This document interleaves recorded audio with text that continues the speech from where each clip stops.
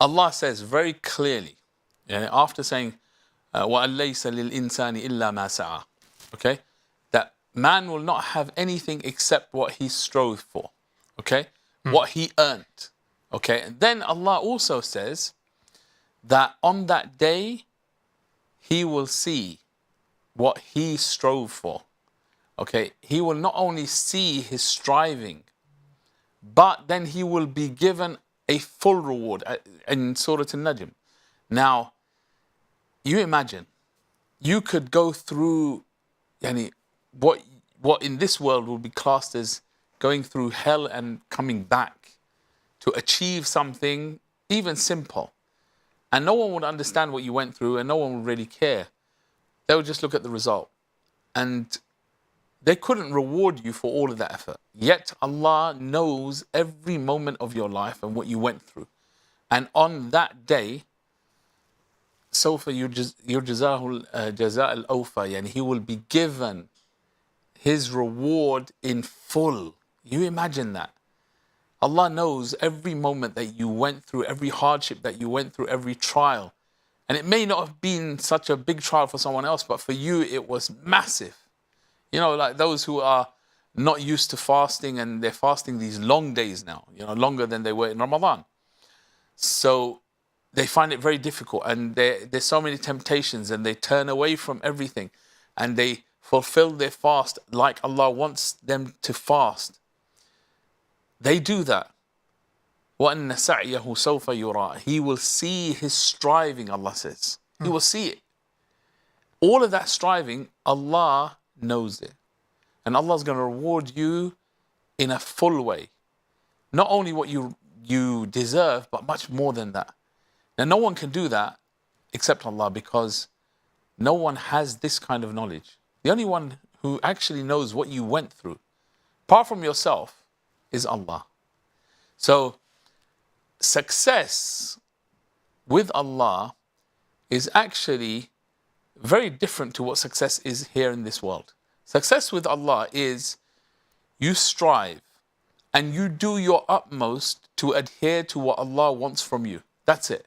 That is success. Okay? It doesn't come with you have to achieve this and you have to achieve that and you have to get this medal and you have to get this amount of money and this wealth and this building and this car. No, it's nothing to do with that. Allah said, قُلْ اعْمَلُوا. Do what you've been commanded to do. فَاصْدَعْ بِمَا تُؤْمَرُ.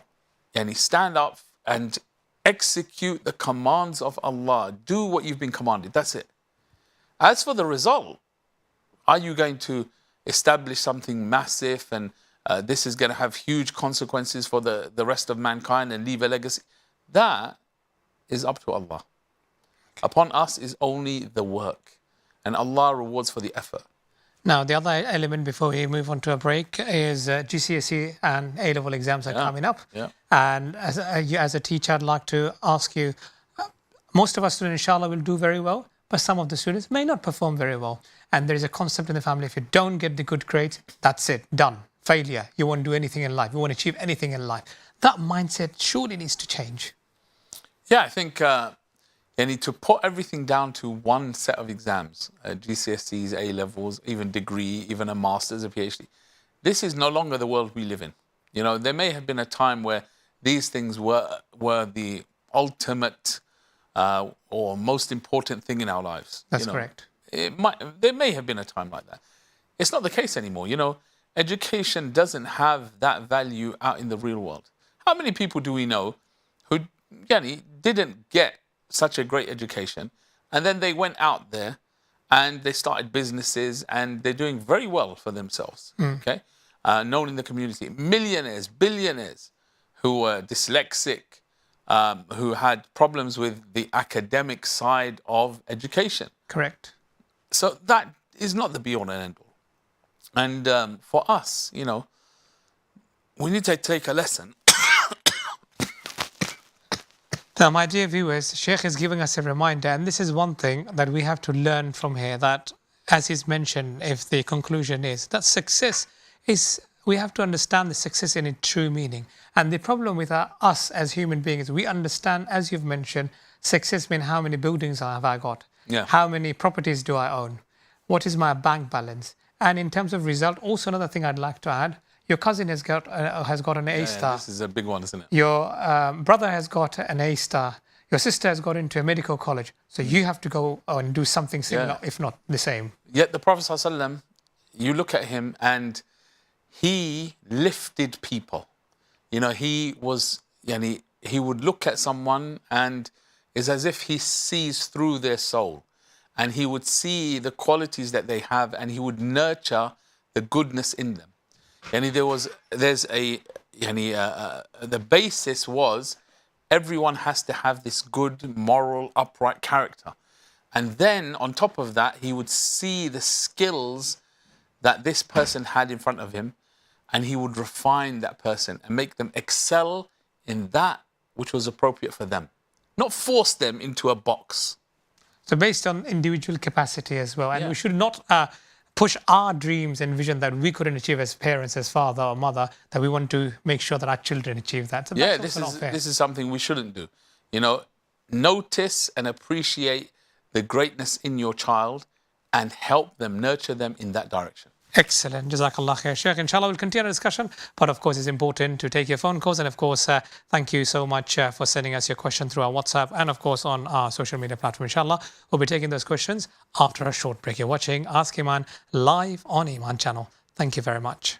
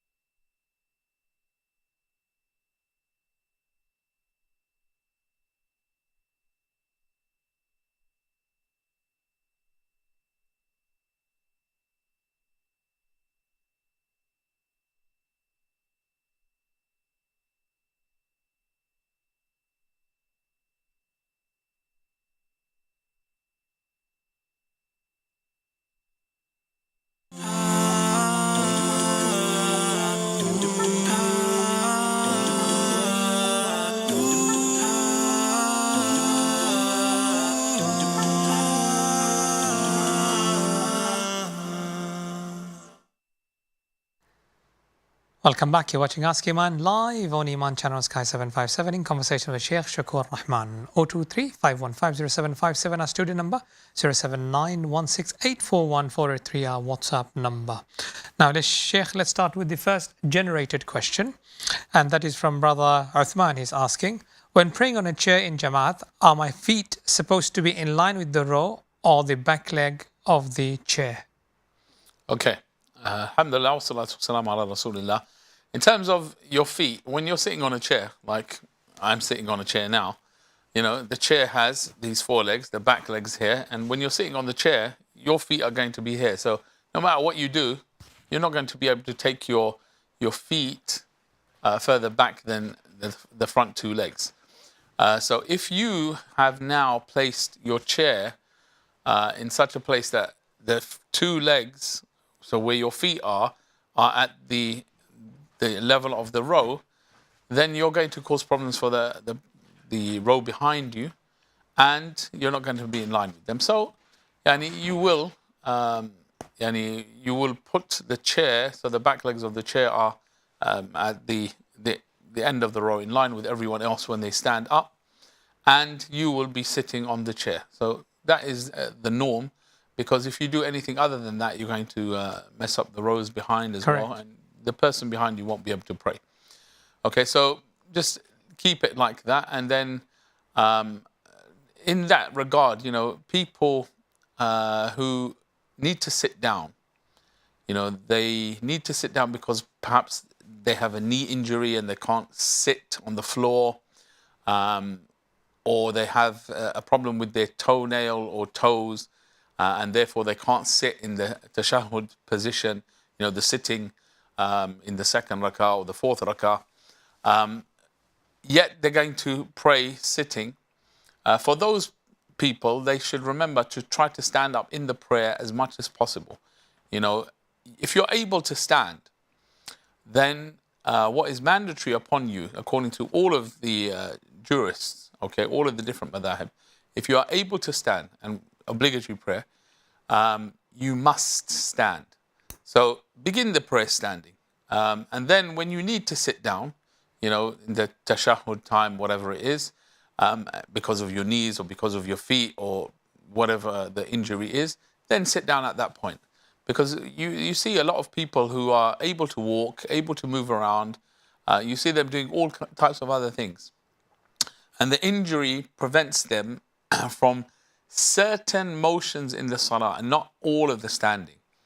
Then the principle in fiqh is ad-darura tuqaddaru biqadariha. The necessity is given its magnitude, you know, its appropriate size. It's not made bigger than it actually is. So whatever you can stand of the prayer, make sure you try to stand, because that is one of the pillars, one of the obligations that you must fulfill during the prayer. And Allah knows best. Thank you very much. Before we move on to our next question, Sheikh, let's move on to our callers. Let's see who's on the line. Assalamu alaikum. Must fulfill during the prayer. And Allah knows. Brother Riaz, I think. Assalamu alaikum. Wa alaikum assalam wa rahmatullah. Thank you very much for calling in, a young viewer. What's your question? What is the character of the Prophet Muhammad sallallahu alayhi wa sallam? What's the word? If you can kindly repeat the question. What is the character of the Prophet Muhammad sallallahu alayhi wa sallam? Excellent. Thank you very much. MashaAllah. Our young viewer has, first of all, thanks to your parents. You've sought the permission and called in live into the studio. What is the characteristic of Rasulullah sallallahu alayhi wa sallam? What's the character of the Prophet? Character. You know, this is a huge question, isn't it? You know, this, you could write volumes on it, as our scholars have, you know, the character of the Prophet. And it reminds us of the famous saying that we all know of Aisha radiallahu anha, when she's asked this question. She said, don't you read the Quran? Correct. Because the character of the Prophet ﷺ was the Quran. You know, to summarize it, he is the walking Quran. As Allah says, وَإِنَّكَ عَلَى خُلُقٍ عَظِيمٍ. You have a station of manners that surpasses any other person, and the station is so high and lofty. That is the status of the Prophet ﷺ when it comes to his manners. Now, you know, when we think about the Prophet ﷺ, it's perfection, human perfection in every single way. Yet at the same time, there's certain qualities from the Prophet ﷺ that we could probably home in on. And, there's so many, but if we were to kind of just say 3 or 4, really main ones that you find so profound in the Prophet ﷺ. You find, as the hadith of Anas ibn Malik radiallahu ta'ala anhu, he mentions that the Prophet ﷺ was the most courageous of people and the most noble and generous of people. Okay? Very key especially for all Muslims and for men in particular. You find the courage and the generosity and nobility through that very, very core to being a Muslim man and being a Muslim in general. And then when you look at the Prophet ﷺ, he is like his father before him, Ismail alayhi salam, from where the lineage of the Prophet ﷺ comes from. You find Ismail alayhi salam described as Halim. Okay? And the Prophet ﷺ, Halim, to a level that you couldn't imagine. People do things to annoy the Prophet ﷺ, but he's so tolerant. He is so forbearing. And look at how he was treated during his life. And all he wanted was to take the people to Jannah. And they abused him in every way possible. And he's the most noble of men. Yet, he held no grudge against them. And still, he didn't want their destruction. He didn't want them to be harmed. He still forgave the people when he had power over them. He was forbearing in every moment of his life. And that's why Allah describes him as Rahmatan lil Alameen, the mercy to mankind. So that compassion, part of that forbearance, coupled with those 2 other characteristics, generosity, nobility, and courage. Okay? So those characteristics very key and profound in the Prophet ﷺ. But when talking about the Prophet ﷺ, you'd need days and volumes to actually talk about the character of the Prophet ﷺ, because as Allah said, you are in the highest station of manners. Sallallahu alayhi wasallam. Sallallahu alayhi wasallam. Now this leads perfectly to a next question from YouTube. Brother Sayyid has asked a question. Is it bid'ah to say alayhi salatu wasalam after prophets are mentioned by someone else?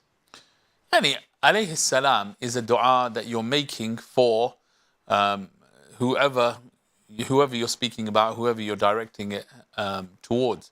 So if you say the Prophet's name and then you say alayhi salam, or someone else says it and you remember them and you say alayhi salam, it's a dua for them. It's a dua for them and you're getting rewarded for it. So inshallah, there's no harm in doing that. So someone saying it's a bid'ah is, why is it a bid'ah? Why? Because the Prophet ﷺ told us to have good adab when mentioning the prophets and to venerate their status, but don't go beyond bounds. So making dua for them is within the bounds of the Sharia. So we shouldn't think everything like this is a bid'ah. You remember the Prophet and you made dua for the Prophet because of all the trouble and the toil they went through for the benefit of mankind, and part of that is you as well. There's no harm in that, inshallah. Thank you. Less than 2.5 minutes. Next question is very interesting.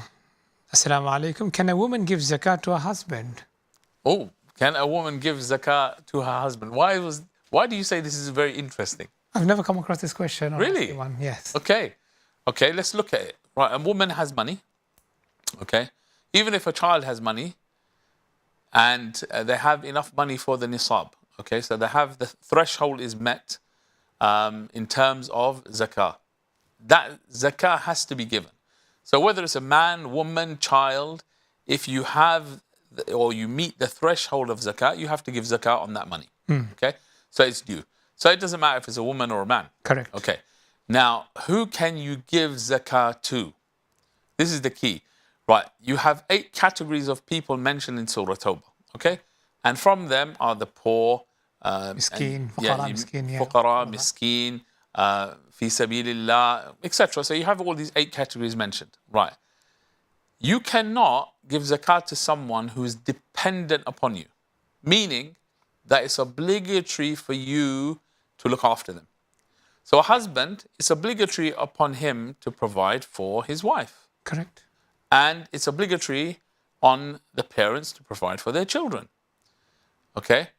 It's obligatory upon the children to look after the parents. Okay. But it's not obligatory on the wife to look after her husband.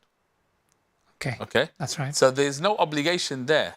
So if she has zakah, she has money and she has to pay zakah on that money because she's met the threshold, and her husband is poor, okay? She can give zakah to her husband. Her zakah can go to her husband because she is not obliged to look after him. Whereas the opposite is not true.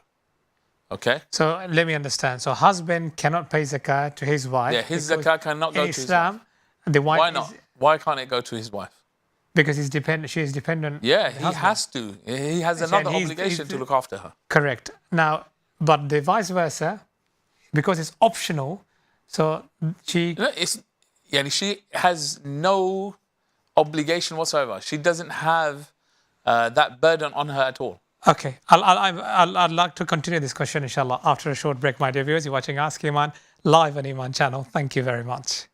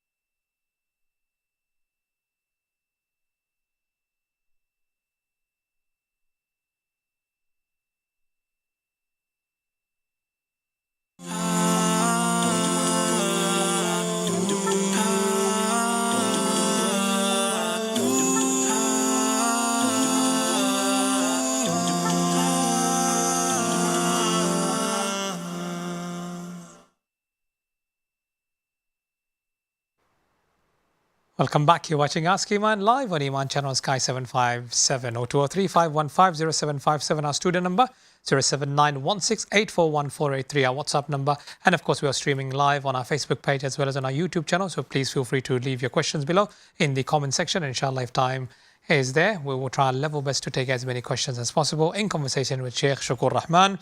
Just briefly before we move on to the next question. We were discussing about can a woman give zakat to a husband. You did mention it's possible. Anything final words if you'd like to add? Yeah, if people criticize Islam for oppressing women. Correct. Okay. Yet we need to understand that Allah doesn't oppress anyone. Okay. Because Allah is the one who said in the Hadith Qudsi, يا عبادي إني حرمت الظلم على نفسي وجعلته بينكم محرما فلا تظالموا. That, oh my slaves, I have made dhulm, oppression, haram upon myself, and made it haram upon you, so don't oppress one another. So whatever the modern world says, these are the rights of a man, and these are the rights of the woman, and these are the rights of children, and parents, what you have.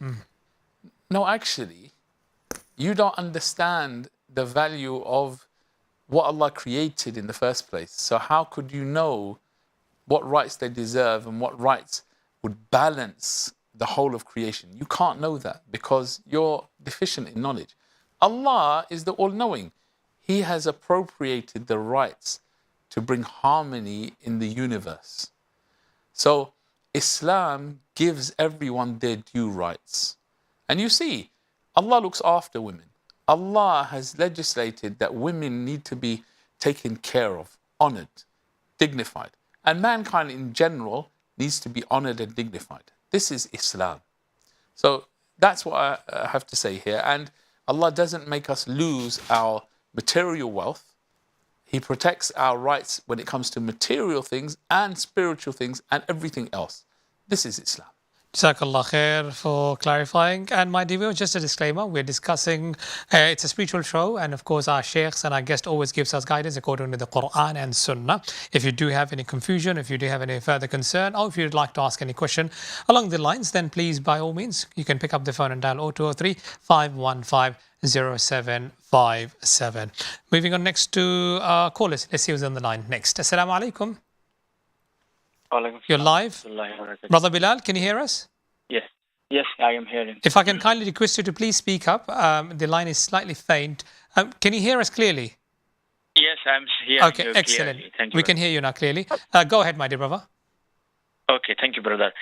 My question is if we see the history, chronicle history and Hadith Sunnah, the Bani Israel was all the time dominant position. Based on money, source, all of us, and until now in our society, in the background of political of any all kind of dominant position, money, source, and everything. So my question is, how the Allah revealed to Bani Israel, how not to us that we are Muslim, not the dominant position or not our in a sourceful community or a country. And also non-Muslim people are also asking me this question, you Muslim people are migrating in the West, and what is the reason? For property, Muslim people are they coming for better life, so why is like that? So they're asking in their political questions, so I cannot mention here. Is it often so what is the Sheikh thought on this base? Okay. Thank you very much. Stay with us on the line. Sheikh, is the question clear to you? You'd like to ask? Yeah, I think it's clear. Is it clear? Okay. The question is clear. Thank you very much for asking such an important question. Let's hear the answer. Okay, so firstly, the brother was talking about Bani Israel always being in a dominant position. This is inaccurate. Bani Israel were in dominant positions when they were abiding by the commands of Allah. Okay, if you look in the time of Dawood alayhi salam, when Dawood alayhi salam, if you read in Surah Al-Baqarah the story of Talut and Jalut, okay, at that time Bani Israel have lost the taboot. They've lost the box that they used to carry into battle. And they believed that they would be given victory because of this special box that they had the relics of Musa and Harun in. At that time, they had been dominated by another people. Okay, and then Dawood alayhi salam comes along. You have Talut becoming the leader, and then Bani Israel regain strength. So it's not the case that Bani Israel were always dominant.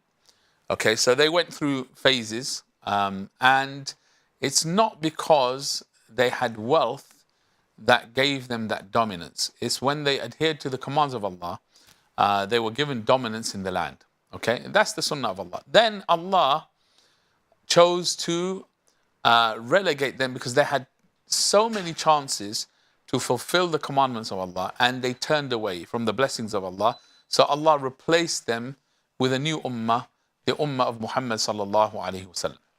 Okay, so that's what's happened, and Allah has said that now they have been replaced, and this new ummah, the ummah of Muhammad sallallahu alaihi wasallam, are the ummah that needs to establish justice in the world, leading by the book of Allah and the sunnah of the Messenger sallallahu alaihi wasallam, with Islam and referring to Allah in all matters. Right. So this is what's happened. Now, Islam has actually been dominant for around 80% of its existence. Okay, we're living this 20% in which Islam has become not Islam, but the Muslims are living under domination of others. Okay, the world has been dominated by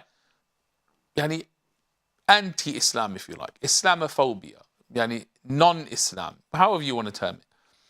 So if we look, Islam rose and it spread and it dominated the world and was the superpower, or one of the greatest superpowers, for about 650 odd years. Then it fell with the Mongols for about 50 years.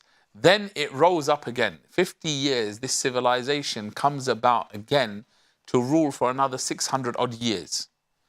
So that's about 1,250 years of its existence. It is the superpower of one of the greatest superpowers for 1,250 years. Islam has only been around for what? 1,443 years. That's it. And out of that 1,250 years, it was the dominant force in the world. So the Muslims have been in charge and dominant for 80% of their existence.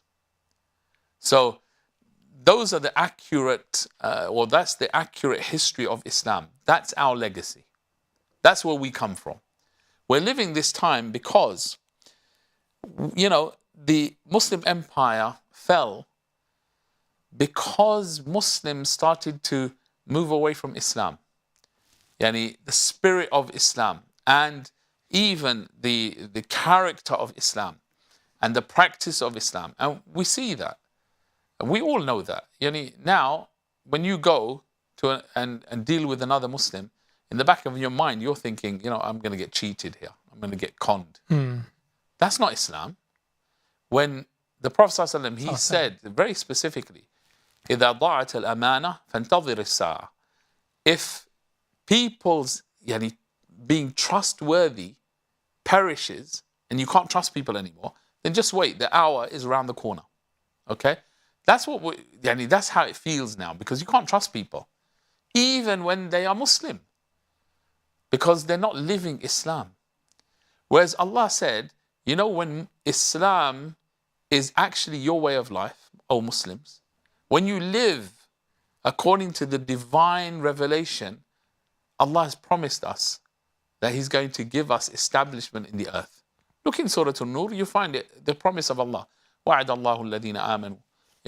This verse in the end of Surah An-Nur tells you this is what's going to happen. And this has been the sunnah of Allah throughout the human history with Bani Israel and with the Muslims.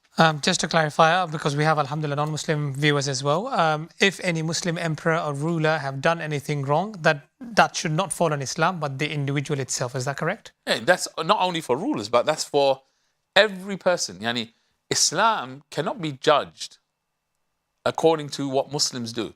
Okay. Now, Muslims are human beings that, human beings are susceptible to all kinds of temptations.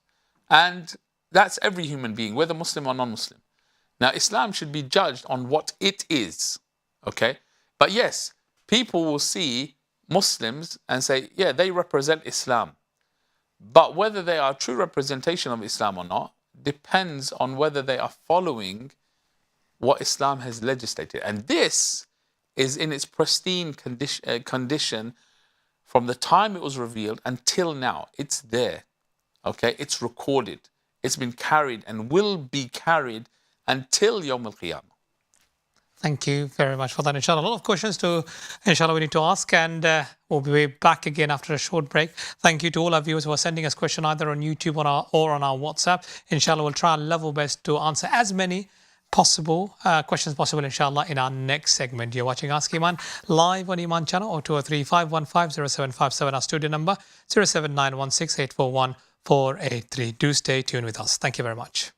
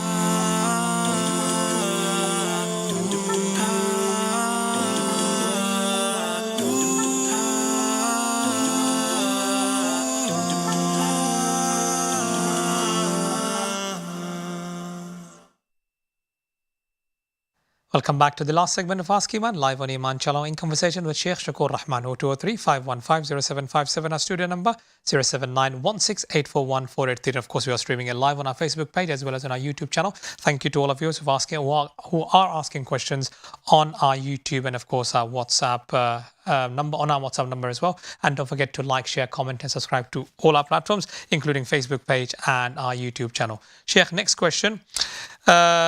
Assalamu alaikum. What is the ruling regarding the wife divorcing her husband on her own will? Does she have to give back any dowry given by her husband? Okay. Wa alaikum salam wa rahmatullah.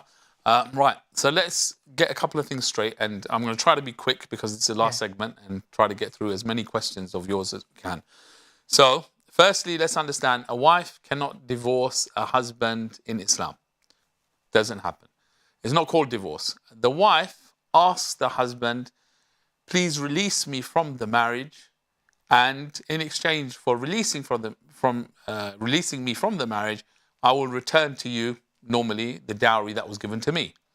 So it's not her divorcing, it's her requesting to be released from the marriage, which is called khula in Islam.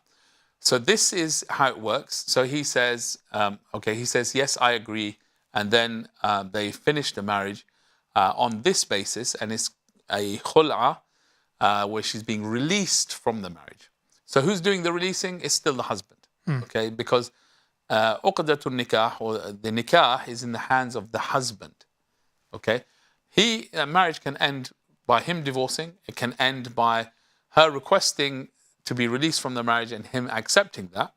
It can be dissolved by a Sharia council, for instance, because the marriage has no future in it, or there's so many problems. They cannot. So by a qualified scholar or qualified person. Not only just a qualified scholar. No. Authoritative board, authoritative body, like a Sharia council, well established, like an Islamic court, because the Sharia council operates like an Islamic court, and therefore Islamic judgment is given by them. Okay. So not just any old scholar, any old imam in the masjid. No, that's not sufficient, and one shouldn't go down that route. Okay, excellent. Okay, so that's how it works. And so it's an agreement that is initiated by the wife, saying to the husband, I will return this, but please, in exchange for this, release me from the marriage. He agrees. You should have that witnessed, written down, ideally in front of an Islamic judge in a Sharia council, and that's how the marriage will be brought to an end. Thank you. They talked about the dowry. Yeah, that's the dowry, the mahr in Arabic. Every woman, when she gets married, part of the marriage contract is the mahr, okay? The dowry that is given by the man to the woman at the time of marriage. Okay. Just to clarify, does it need to be returned if it's a khula? Yeah, if it's a khula, something has to be returned. Okay, so it's in cases where it's the wife wanting it and there's no fault from the husband, then the whole dowry. In other cases, it may be less.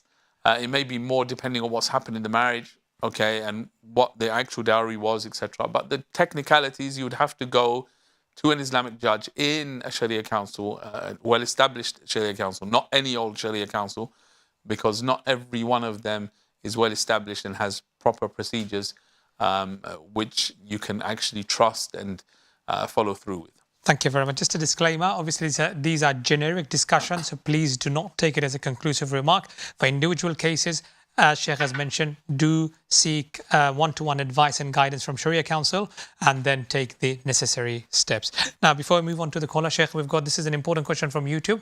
Muhammad Siddiq, Assalamu alaikum. What is the ruling of buying a car in monthly interest? Is it allowed in Islam? Okay, wa alaikum salam.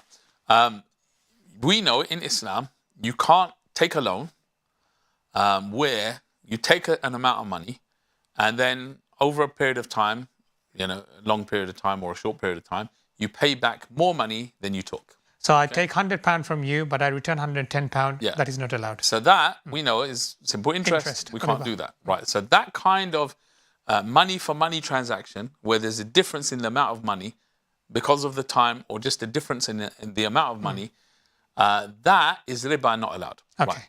What I can do, though, is, Qamar wants Qamar has a car for sale. And he says to me, if you pay me up front, okay, all of the money. For example, 20,000. Yeah, 20,000 for the car. Okay. Or he says, right, if you want to pay for that car over installments, which will last say a 1 year, year, 2 year, 1 whatever year, it is. then I want you to pay 25,000. I see. Okay. If I'm still with Qamar, this is not a loan. I'm purchasing the car and Directly. I'm paying him an amount, but because it's being paid over a year, he's charging me 25,000 Extra rather than 5,000. 20. Yeah. He's charging me a price. It's not an extra, it's a price. I see. If I'm paying it like this. This, majority of scholars say, yes, you can purchase it like this. So if you're buying a car in installments from the person who owns the car, so it's not a finance agreement, I'm buying the car in installments and I'm paying more, that would be fine Islamically. But if you're going through a finance company who gives you the money, Third party. yeah, third party, not involved here, who gives you the money and then, or It gives you the money to buy the car. The money, and they're buying the car, and it's really, I'm taking money from them and giving them more money back.